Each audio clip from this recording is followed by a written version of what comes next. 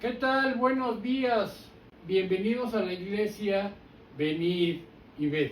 Hoy vamos a desarrollar el tema Juan 19:30. Cuando yo era niño, la Semana Santa se vivía de una forma muy diferente de cómo se vive hoy. Hoy es sinónimo de vacaciones de primavera y mucha gente aprovecha para hacer algún viaje, para relajar las buenas costumbres, para cometer ciertos despropósitos. Y los jóvenes realizar excesos. Pero cuando yo era niño, aunque no lo crean los jóvenes, no estaba bien visto viajar. Al contrario, la Semana Santa era un tiempo de recogimiento. Pero un recogimiento impuesto. Todo te condicionaba para que estuvieras ahí recluido en tu casa. De hecho, se sugería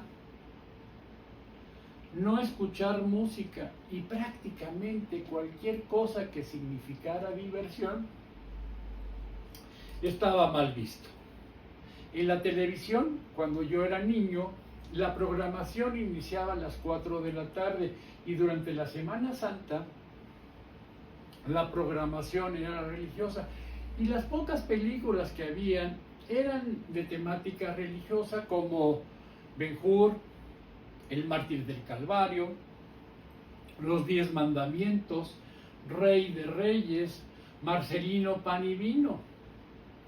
Y se repetían cada año, ya no sabíamos los diálogos como en las películas de Pedro Infante.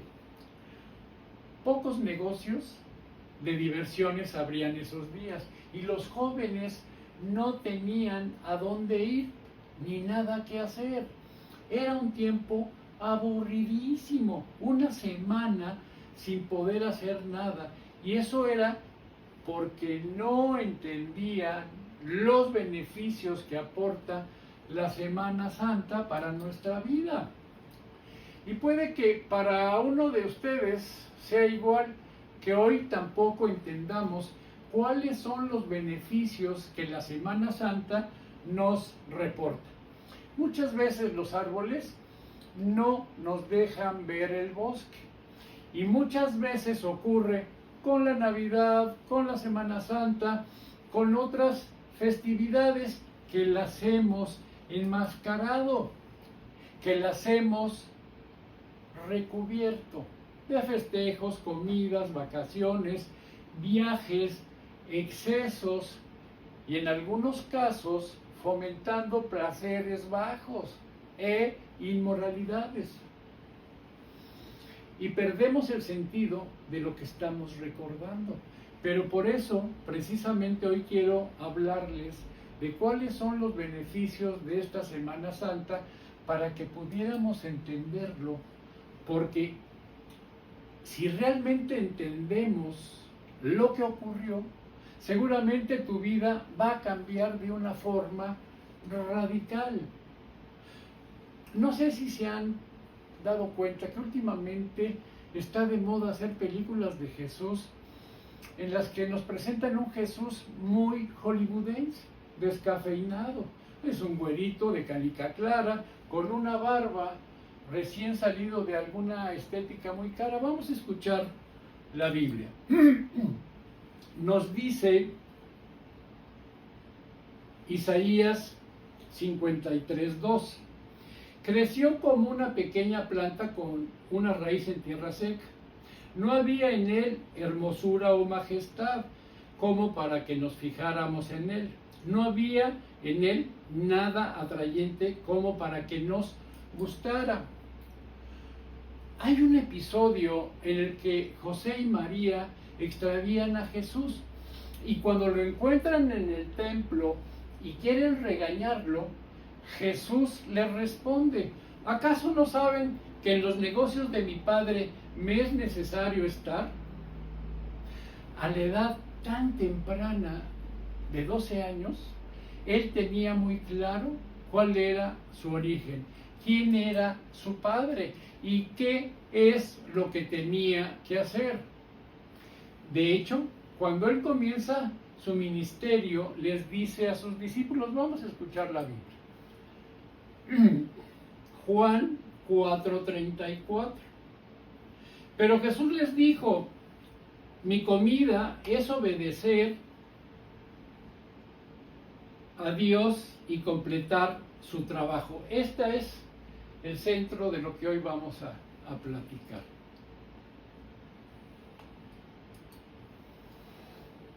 Estaba claro, ¿verdad? Y hoy celebramos precisamente la Semana Santa porque Él terminó la obra que Dios le dio a hacer. Cuando lo envió a la tierra, Jesús sabía perfectamente, exactamente, qué es lo que Él tenía que hacer, a qué había venido. De hecho, al final de su vida, cuando está sufriendo en la cruz, Jesús dice, vamos a escuchar la Biblia. Es Juan 19:28. Jesús sabía que ya había hecho todo lo que Dios le había ordenado.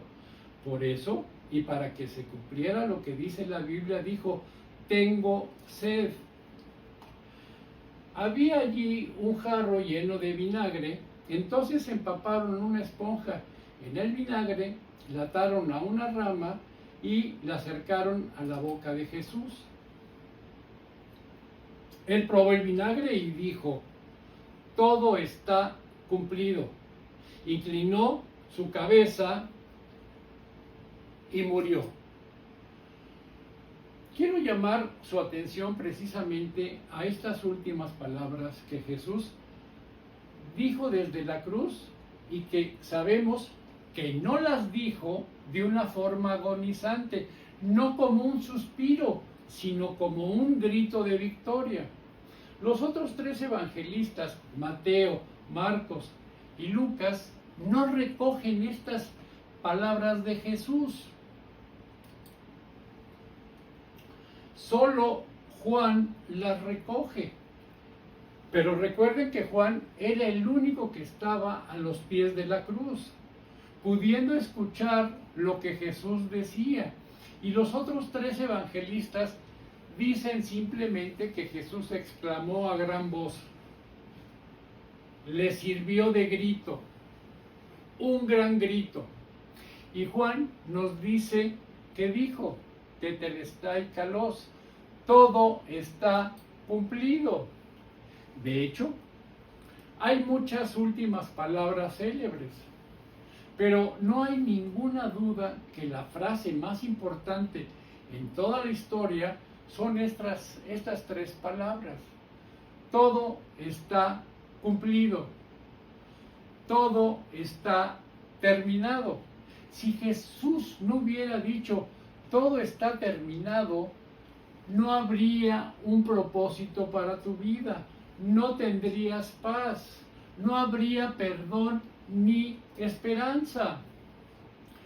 Y es irónico que en ese momento nadie pudo entender lo que ahí estaba ocurriendo. ¿Qué es lo que estaba significando esa expresión de Jesús? Los soldados posiblemente pensaron que ese malhechor está acabado, ya va a morir. Poncio Pilato seguramente pensó cuando escuchó que dijo esto, bueno, el problema político que se me había presentado ya está acabado. Los principales sacerdotes, los fariseos, los escribas, los saduceos, seguramente pensaron también que la competencia había acabado. Los mismos discípulos seguro que pensaron, y lo sabemos porque luego lo expresan de una forma muy clara, que el sueño que habían tenido acerca del reino de Dios había terminado, que ahí se moría todo. Bueno, hasta el mismísimo diablo no entendió lo que ahí ocurrió, lo que quiso decir Jesús con esta expresión. Seguramente él pensó que había triunfado porque había conseguido acabar con la vida del Hijo de Dios. Pero hoy quiero decirte precisamente lo que significan estas tres palabras, por las que decía, porque si entendemos lo que Jesús terminó en la cruz, cambiará tu vida. Y lo primero que Jesús finaliza en esa cruz, cuando expresa, todo está terminado, todo está consumado, todo está cumplido. Es que Jesús canceló nuestra deuda al pagar nuestro pecado. La palabra tetelestai era una palabra de uso muy común en los tiempos de Jesús. En el mundo griego era lo que un siervo le decía a su amo una vez que había terminado todas las tareas que le había encomendado, que había hecho todas las cosas que le había encomendado en ese día, y al terminar llegaba y decía, tetelestai, lo he hecho todo, ya he cumplido mis tareas. Los arqueólogos han descubierto documentos comerciales que llevan la inscripción tetelestai, ya sea en deudas, ya sea en impuestos, ya sea en préstamos hipotecarios o de cualquier otra índole. Cuando aparece la palabra tetelestai en ese documento, significa que la deuda ha sido satisfecha, que está cancelada, que todo se ha acabado de pagar. Ahora, cuando Jesús dice, todo está cumplido, esto está acabado, no nos dijo, yo estoy acabado, porque esto no fue el fin de Jesús. De hecho, al tercer día resucitó y Él continúa vivo hoy. No fue el final de su vida. No obstante, para poder entender cómo y por qué Jesús canceló nuestra deuda, hay tres cosas que tenemos que saber acerca de Dios. La primera de ellas es que Dios es un Dios de orden. Lo segundo que debemos saber de Dios es que Dios es justo. La tercera es que Dios es un Dios de amor y perdón. Así que Dios decide enviar a Jesús a pagar, a ocupar nuestro lugar, y Jesús dijo, yo voy a llevar el castigo por ti, yo voy a cumplir la condena en tu lugar, yo pagaré por todo lo que tú has hecho mal en tu vida. Y ese es el Dios de la gracia y Dios de amor que nos es presentado en Jesús. No es justo que rompamos las leyes y que no pase nada. La justicia exige pagar el precio. Pero el amor dice, yo lo pago, yo lo hago, yo pagaré por todo lo que tú has hecho mal. Así que Jesús lo hace en la cruz, y lo que hace es pagar, santificar la demanda de justicia en cuanto a pagar el precio, por lo que nosotros hemos roto, lo que hemos quebrantado. Vamos a escuchar la Biblia. Vamos a Juan, primera de Juan 2:2. Dios perdona nuestros pecados y los de todo el mundo, porque Cristo se ofreció voluntariamente para morir por nosotros. Voluntariamente. Así que Dios es justo. Dios es un Dios de orden, pero también es un Dios de amor. De modo que para que pudiéramos ser reconciliados por Él, para que pudiéramos ser adoptados como hijos, para que pudiéramos entrar en su familia, para que pudiéramos ser perdonados y experimentar su amor, Él canceló nuestra deuda pagando el precio. Y esa es una buena noticia. Quiero que escuches con atención. no solamente pagó el precio por las cosas malas que tú hiciste en tu pasado, no solo pagó el precio por las cosas malas que puedas estar haciendo en el presente. Él pagó el precio por todas las cosas malas que vayas a hacer en tu pasado, en tu presente y en tu futuro. Dice la Biblia que la sangre de su Hijo Jesucristo nos limpia de todo pecado. Y todo pecado es una palabra griega que significa todo. Todo pecado es todo pecado, pasado, presente y futuro. Pero no solamente perdona nuestros pecados, Él cancela la deuda. Dice la Biblia, teníamos una deuda porque no cumplimos las leyes de Dios. La cuenta de cobro, esa factura pendiente de pago, tenía todos los cargos en contra de nosotros.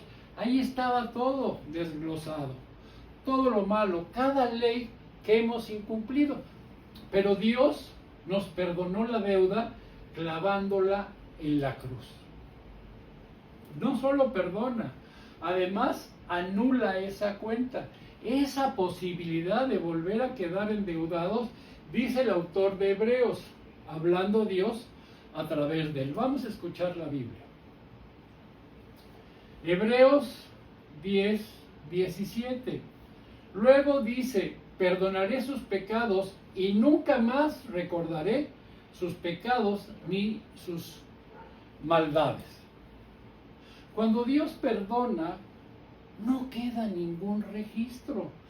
Todo es cancelado. Cuando Jesús murió en la cruz hace más de 2000 años, hubo una serie de increíbles beneficios que como hijos de Dios hemos heredado. Y uno de ellos es precisamente que Jesús canceló nuestra deuda. Él dijo, todo está cumplido, todo está pagado, está acabado. Lo segundo que Jesús en la cruz hace fue quitar el miedo a la muerte. Al resucitar Jesús, el autor de Hebreos, nos dice, vamos a escuchar la Biblia. Está en Hebreos 2:14. Por tanto, ya que ellos son de carne y hueso, Él también compartió esa naturaleza humana para anular mediante la muerte al que tiene el dominio de la muerte, es decir, el diablo. 15. Y librar a todos los que por temor a la muerte están sometidos a esclavitud durante toda la vida. Lo que Él terminó a tu favor, que Él canceló toda tu deuda y que no importa lo que hayas hecho, ya está pagado. Entonces no tienes que tener miedo a la muerte. Dice el apóstol Pablo, vamos a escuchar la Biblia. Romanos 15:12. El primer pecado en el mundo fue la desobediencia de Adán.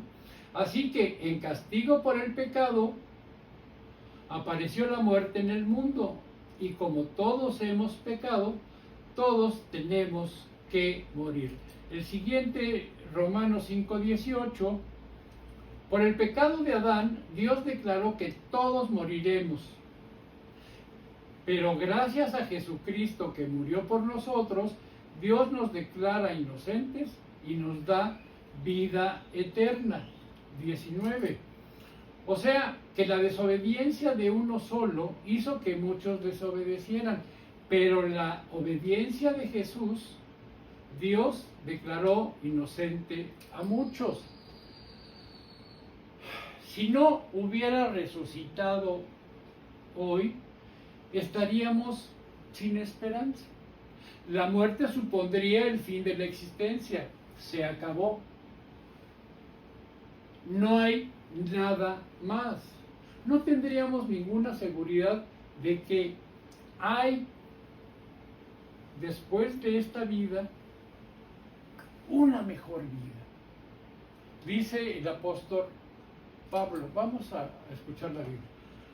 Primera de Corintios 15, 14. Y si Cristo no resucitó, esta buena noticia que anunciamos no sirve para nada. Y de nada sirve tampoco que ustedes crean en Cristo. Pero Jesús resucitó. Él venció a la muerte y nos dijo que hay una vida que es mucho mejor que después de la muerte. Y estas son buenas noticias que nos tiene que llenar de esperanza. Jesús dijo, yo soy la resurrección y la vida. El que cree en mí vivirá aún después de haber muerto. Y miren, el resumen de la Semana Santa es este. 1. Jesús canceló toda nuestra deuda. 2. Jesús acabó con el miedo a la muerte. Y 3. Jesús garantiza nuestra salvación para siempre. Y eso es lo que debemos recordar cuando estemos necesitados de esperanza. Pero insisto una vez más, por favor, porque esto es grave. De nada sirve que lo sepas si no lo crees. De nada sirve que lo creas si no lo recibes como una verdad en tu vida. Pero cuando tu fe y te fías de lo que Dios ha hecho, de lo que Él dice que ha hecho por ti y lo que Jesús ha hecho en la cruz, entonces no tienes que tener miedo a encontrarte con Dios, porque no hay ninguna condenación para los que están en Cristo, ni a la muerte, porque es una experiencia victoriosa, ni tampoco el hecho de que queden cosas pendientes o que puedas perder por cualquier cosa, por cualquier circunstancia, lo que habías recibido. Y quiero terminar con una invitación, porque quizás alguno de los que están escuchando la prédica es su primera vez o ya llevan escuchando anteriormente estos estudios. Han escuchado a personas que dicen que tienen una relación vibrante, profunda, verdadera, real con Dios. Y tú te preguntas, bueno, ¿y por qué no ocurre eso en mi vida? ¿Por qué no pasa conmigo? Porque parece que Dios está tan lejos de mí y podría ser que crees lo correcto, pero nunca ha habido un momento en tu vida en donde hayas reconocido a Jesús como el Señor y Salvador de tu vida. Y te explico cuál es la diferencia. La Biblia nos dice, a todos los que creyeron en Él y lo recibieron, les dio el derecho de llegar a ser hijos de Dios. Una vez más, hagamos este ejercicio de interpretación y fijémonos en las palabras claves de este versículo. A todos los que creyeron y le recibieron, les dio el derecho de llegar a ser. Esto es una fórmula, una ecuación simple, a donde nos dice, a todos los que creen y, es decir, más, le recibieron, nos está diciendo, creer no es suficiente. También los demonios creen y tiemblan. Creer que Dios existe está bien, es un buen primer paso, pero no llega para cambiar tu vida. Hay algo más que tenemos que hacer, que es entregarnos, recibir esa verdad de la existencia de Dios, y si Dios existe y es real, entonces Él merece estar en el trono de tu vida. Precisamente nuestro problema es el pecado. Es que en algún momento yo decidí que yo iba a ser mi propio Dios, que yo iba a decidir las cosas que están bien y las que están mal en mi vida. Pero así me ha ido. Yo he estado jugando a ser Dios, pero sin ser Dios, sin saber todo lo que va a ocurrir, ni en qué va a desencadenar mis decisiones. Y hoy miro atrás y veo cuántos errores he cometido porque no sé. Hay algo que me parece es bueno y termina siendo nefasto. Cosas que parecen que son malas y al final son de bendición. Es que no tengo ni idea de cómo conducir mi vida, ni qué elegir. Por eso uno tiene que rendirse y dejar que Dios sea Dios. Dime tú lo que está bien, dime cuáles cosas están mal. Yo quiero obedecerte, seguir tu camino, porque entonces cuando sigo tus leyes me va bien y esto me bendice. Creer más entregarse igual a llegar a ser hijos de Dios, a poder heredar todas las bendiciones de ser un hijo de Dios. Y quizá tú estás en esa situación, crees en Dios, pero no has dado el paso de entregarle tu vida, de hacerle un hueco en tu mano para que Él ocupe el trono y sea tu Dios. Yo quiero invitarte a que des ese paso, y si quieres hacerlo en este momento, simplemente habla desde tu corazón o de una forma audible, o escucha la oración que voy a pronunciar, y si esta oración refleja lo que tú sientes y lo que tú quieres decirle a Dios, di amén al final. Amén significa así sea. Oremos. Y di en tu corazón: Señor Jesús, yo creo que tú eres el Hijo de Dios. Y te confieso que soy un pecador. Quiero dar un cambio de dirección en mi vida. Y en una actitud de arrepentimiento y fe, quiero recibir ese regalo de gracia que tú me ofreces. Gracias por soportar la tortura en la cruz en mi lugar, para que hoy pueda recibir tu paz para siempre. Ayúdame a vivir el tiempo de mi vida que tú quieres que viva, porque desde este momento en adelante quiero pertenecerte. Esto te lo pido en el nombre de tu Hijo amado Jesucristo. Amén. Si realizaste esta oración, bienvenido a la familia de Dios. Buenos días.